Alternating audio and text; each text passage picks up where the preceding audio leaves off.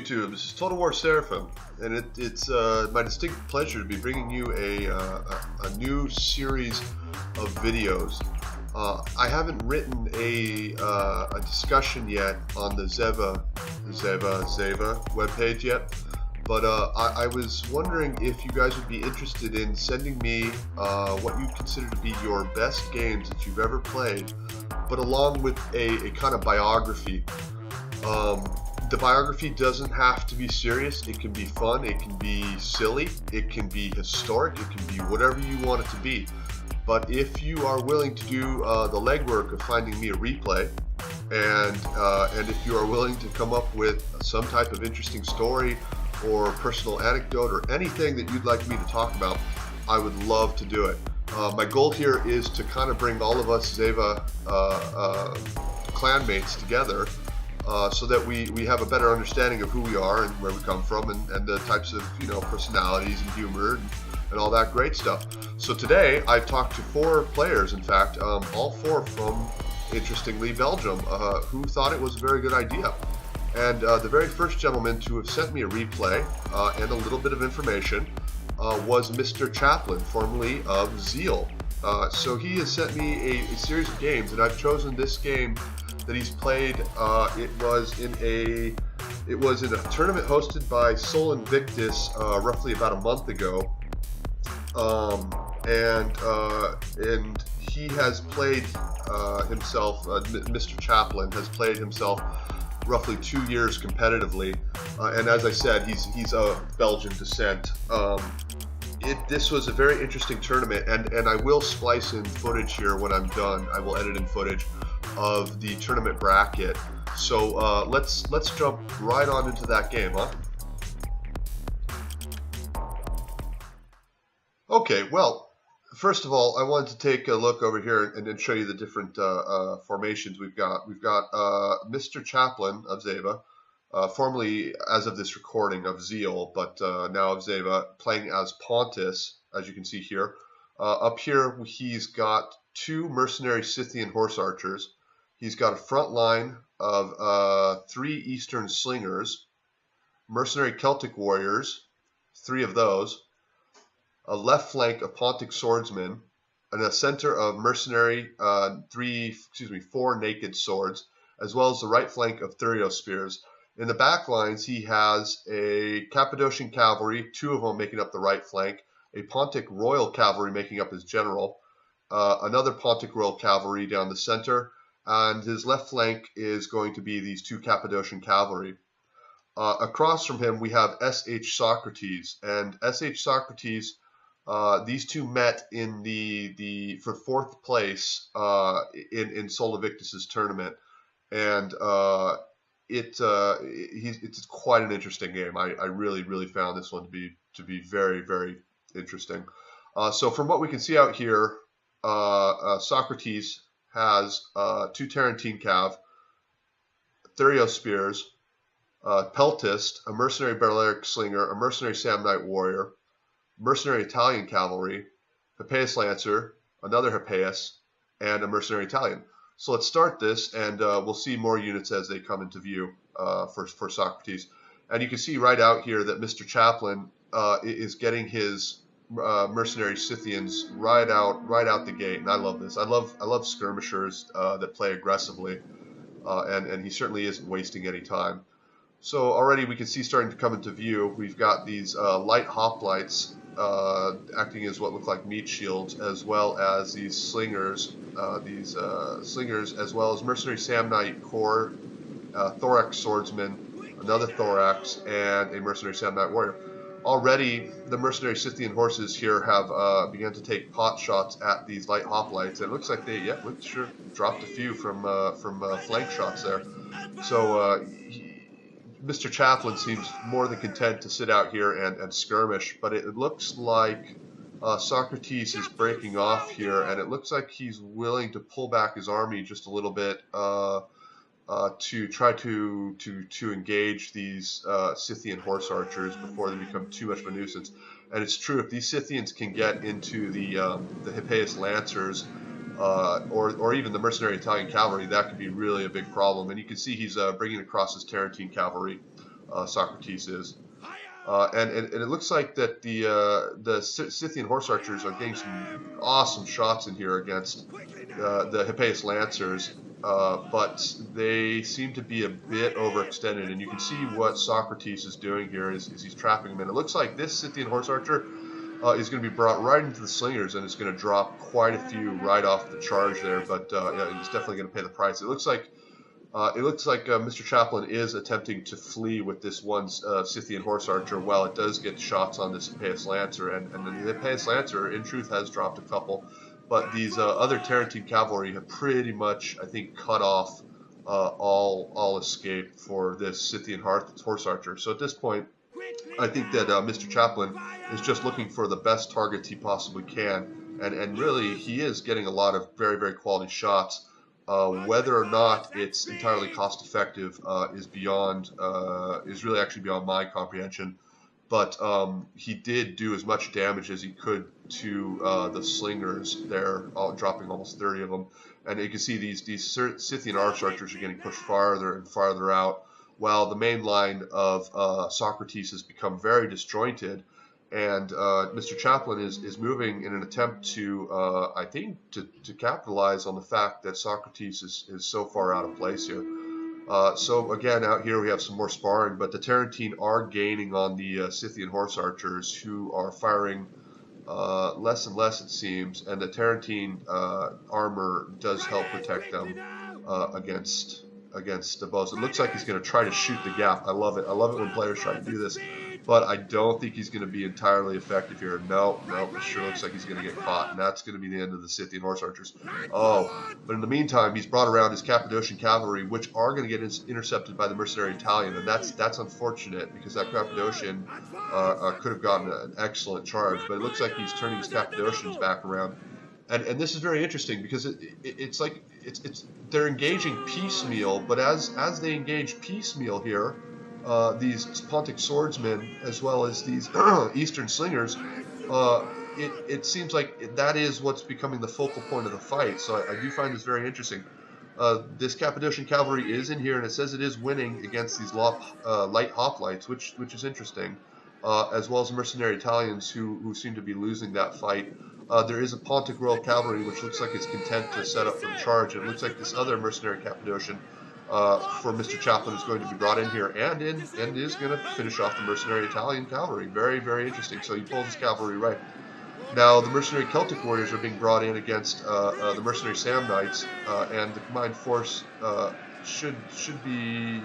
I would assume that this fight goes to the mercenary Italians, but you can't be sure. Mr. Chaplain looks like he is content to retreat his cavalry at the moment, but to what effect we'll see shortly here.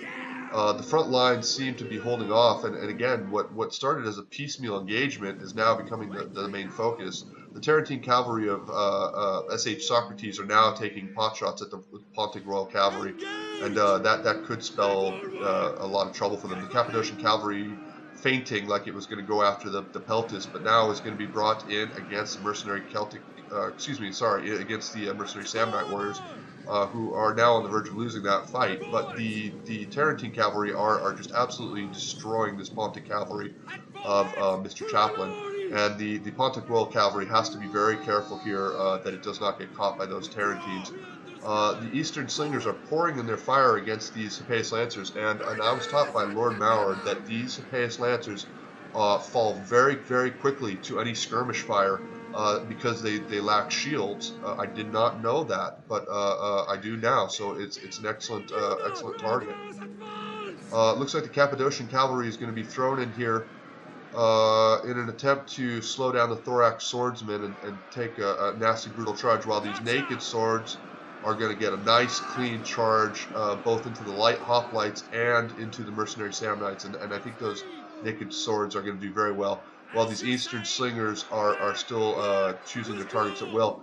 Now, very, very cleverly, Mr. Chaplain has brought his cavalry around on this flank and has now enveloped Socrates, and it looks like he's just going to absolutely charge, but at the last second, the Therio spears go into square, and he thinks better of it.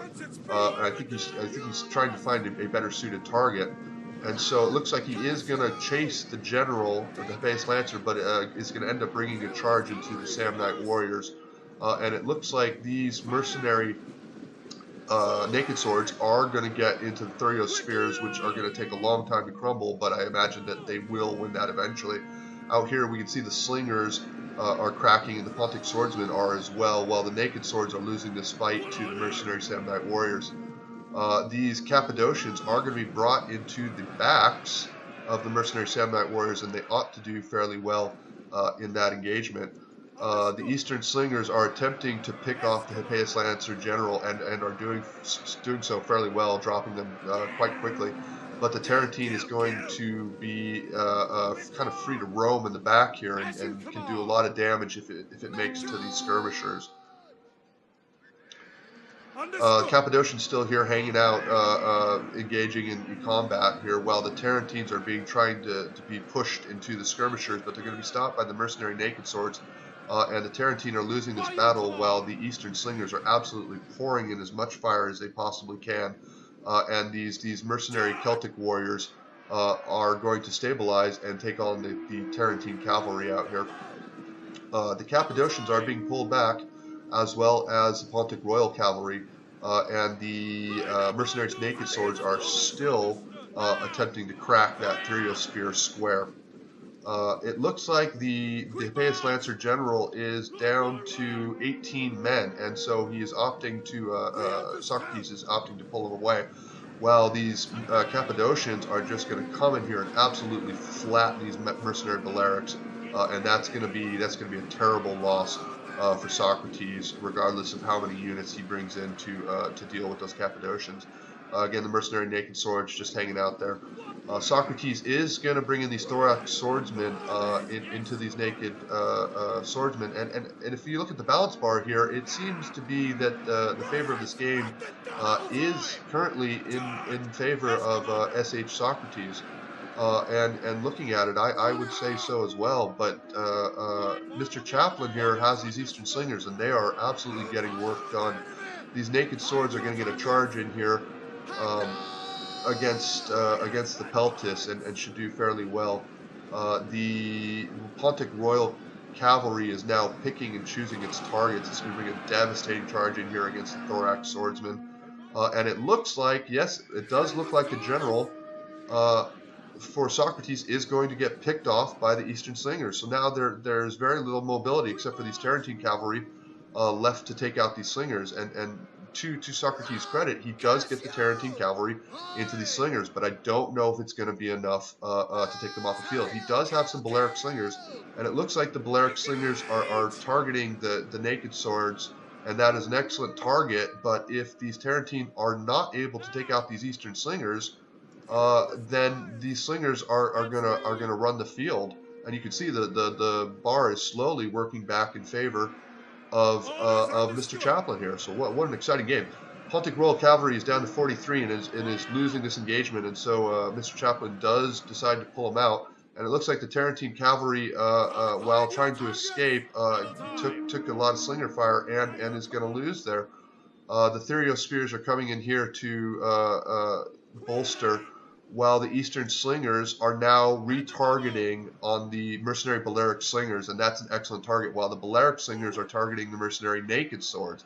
I believe that the Naked Swords are going to lose that engagement, but at a great cost to the mercenary Balearics, as the Eastern Slingers are just whittling down their numbers.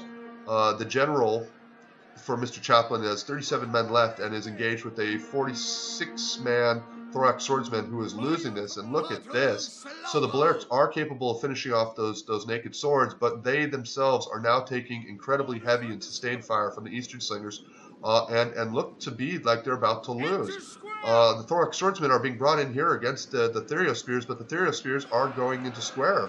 Again, a great tactic. So now the Eastern Slingers have taken out the Balearics and have all the ammo, while there are two Thorax Swordsmen, one Mercenary Samnite and one Thorax Swordsman, and left for SH Socrates, but the Pontic Royal Cavalry is left for Mr. Chaplain, free to roam as it will. So now the skirmishers are being maneuvered around, and all the units are converging on this square formation, which I think is exactly what he wants, what Mr. Chaplain wants, as he brings in this devastating charge against this mercenary Samnite warrior. He still has skirmish fire coming in here, and that's very, very dangerous, because he is causing damage to his own men, but he is getting the mercenary Samnites to crack, and if they go, then he might have won this game. And so the Samnites go, and here we go, and here goes a chain rout of all the units, as this Theriosphere, the only infantry left, wins the day. What an amazing and awesome game. Thank you so much, Mr. Chaplain, for sending this game, and this was absolutely wonderful, and I really enjoyed watching it. So let's take a look at both players here. 152 kills for the general of Mr. Chaplain. The Cappadocian Cav with 113 kills, 76, only 19 kills for this Cappadocian. I believe this was Cappadocian that got picked off by the Tarentines. 56 for this one. The mercenary Scythian horse archers, 21 kills and 8 kills. But if you consider that they got some high value kills on the Hippeus Lancers, then arguably it might have been worth it. But Socrates was able to trap them quite well, in my opinion. The Pontic Royal Cavalry had 29 kills. Eastern Slingers MVP, in my opinion, in that they really finished off the game. 45 kills, 62 kills, 64 kills, and again, a lot of those kills against these Hippeus Lancers and to Tarentines as well. Let's see, the Mercenary Celtic Warriors, 52 kills, 71, 45, 120 kills for these naked swords. I wonder if these were the ones that went up against the Theriospheres in square. 14 kills, 142, 84. A little bit hit or miss with the naked swords, as it tends to be if they get charged. We all know how that goes. 48 kills for the Pontic Swordsmen, and 45 kills for these Theriospheres, which were the last infantry on the field for Pontus, for Mr. Chaplain. That's absolutely amazing. And so let's take a look at SH Socrates. His Hippeus Lancers got 126 kills. Again, an excellent number. His Hippeus Lancer, 82. His Mercenary Italian, 31 and 66. His Tarentine had 47 kills, and this Tarentine have 140 kills. When you consider how many of the Cappadocians and the Pontic Royal Cavalry that these Tarentine took out, that is fairly staggering. The Balearic Slingers did very well, 133, but 61. I think with 61 kills, that Balearic Slinger either got unlucky or just was in the wrong spot at the wrong time, really. The Peltists with 57 kills, not bad, not shabby. 13 kills for the Slingers and 9 for the other Slingers, so not able to do their best. 29 kills for the Hoplites, 18 doing what meat shields as we expect them to do. 97 kills for the Mercenary Samnites, 145 kills and 101 kills for the Mercenary Samnites. So these Samnites acted as the backbone of the Syracuse army and definitely lived up to their tanky nature. For the Thorax Swordsmen, we have 105 kills, not bad at all. 89 kills, and for the last Theriospheres, we have 33 kills. All right, well, I just wanted to say thank you very much to Mr. Chaplain of the ZEVA clan. You absolutely sent in an amazing battle, and as I promised I would say, this is a new challenge to the rest of anyone that might see Mr. Chaplain. He says, and I quote, "Come get a piece of chat." So until later, until the next video, everyone, I hope you're well, and I hope you are having fun. All right, take care of yourself. Be well.